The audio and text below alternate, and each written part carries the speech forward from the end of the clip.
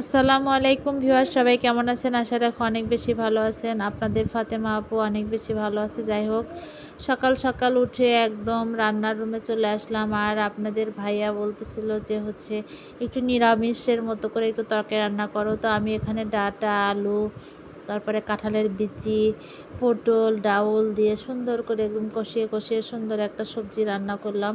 আর এই সবজিটা খেতে কিন্তু অনেক বেশি ভালোই লাগে। আর এইদিকে তো আমার মেয়েরা ওটা খাবে না।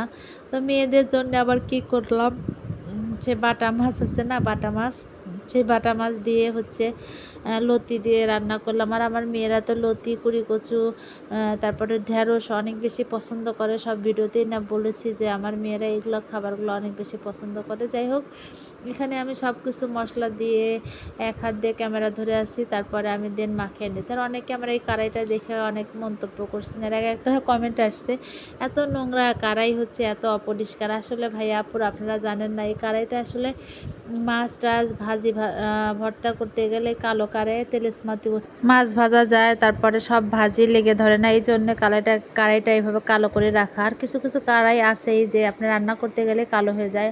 আর কিছু কিছু কড়াই যেগুলো দামি আছে ওগুলো সবসময়ের জন্য সুন্দর সাদা থাকে। যাই হোক, আমার এটাই অনেক বেশি ভালো লাগে, আলহামদুলিল্লাহ।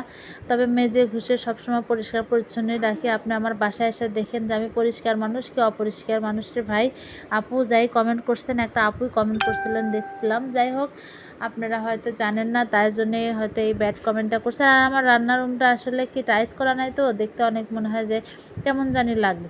কারণ টাইলস ছাড়া বাসাগুলো তো অবশ্যই বুঝতে পারবেন, যত পরিষ্কারই রাখেন না কেন অবশ্যই ভালো লাগে না, দেখতে সুন্দর তো ফুটে ওঠে না।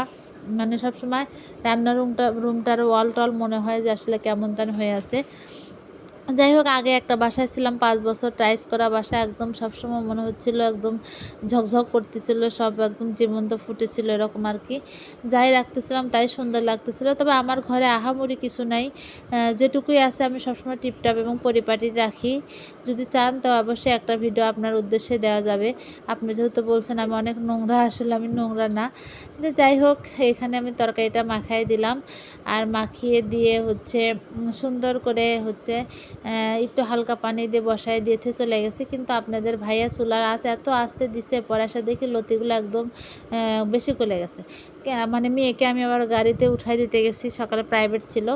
তা আসলে এই ব্যস্ততার মধ্যে আসলে ওভাবে রান্না করা হয় না। রান্নার সময় রান্নার কাছে দাঁড়িয়ে থেকে রান্না করলে রান্নাটা আসলে সুন্দর, রান্নাটা একটা আর্ট। তো যাই হোক, কিছু মনে করবেন না। আর যে আপুটা কমেন্ট করছিলেন, আপনার কমেন্টটা আমি প্রিন্টেড দিয়ে রাখতাম, কিন্তু যাই হোক আর দিলাম না। আপনি হয়তো আমার ভিডিওটা দেখেন, হতেই পারে আপনার হয়তো ভ্রান্ত ধারণা চেঞ্জ হয়ে যেতে পারে। কিন্তু আমি আসলে নোংরা না আপু। আপনি হয়তো মনে করছেন যে এই কড়াইগুলো আসলে এমন, কিন্তু এই কড়াই রান্না করে অনেক বেশি আরাম পাই, তার জন্যে আমি রান্নাটা করি। তো যে যেখান থেকে দেখতেছেন ভাইয়া আপুরা, আপনাদেরকে অনেক অনেক ভালোবাসা এবং দোয়া রইল। সামনে কুরবানি ঈদ, সবাই দেশে, অনেকেই ঢাকা শহরে আছেন বা অনেক জায়গায় আছেন, যারা দেশের বাড়িতে যাবেন তারা অবশ্যই সাবধানের সাথে যাবেন। আপনাদের জন্য দোয়া রাখি, কারণ এই সময় তো অনেক বেশি বিপদ ঘটে। তো সবার জন্যই দোয়া রাখলাম, আমরাও যেহেতু যাব আমাদের জন্য দোয়া করবেন। আর আজকের ভিডিওটা কেমন লাগলো অবশ্যই কমেন্ট বক্সে জানাবেন। দেখা হয়ে যাবে আপনাদের সাথে পরবর্তী আর একটা ভিডিও নিয়ে। ততক্ষণ পর্যন্ত আমার পেজটি অবশ্যই ফলো দিয়ে লাইক কমেন্ট শেয়ার দিয়ে পাশে থাকবেন, সাপোর্ট করবেন। আপনাদের ভালোবাসা, আপনাদের সাপোর্ট আমার অনেক বেশি ভালো লাগে ভাইয়া আপুরা। আমি হাজার ব্যস্ততার মাঝেও আপনাদের সাথে এই ভিডিওগুলো শেয়ার করি, কারণ অনলাইনে অনেক ভালো ভালো কিছু মানুষের সাথে পরিচয় হয়েছে, যাদের জন্য আমার অনেক ভালো লাগে।